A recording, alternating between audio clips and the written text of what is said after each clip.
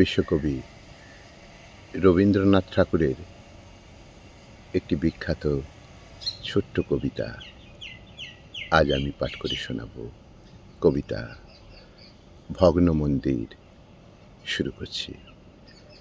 ভাঙা দেউলের দেবতা, তব বন্দনা রচিতে ছিন্না, বীণার তন্ত্রী বীরতা।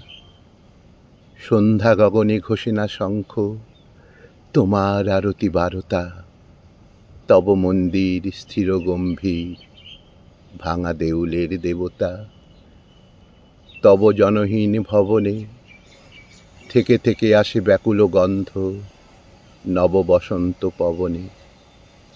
যে ফুলে রচনী পূজার অর্ঘ্য, রাখেনি ওরাঙা চরণে। যে ফুল ফোটার আসে সমাচার, জনহীন ভাঙা ভবনে। পূজাহীন তব পূজারী, কোথা সারাদিন ফিরে উদাসীন, কার প্রসাদের ভিখারি।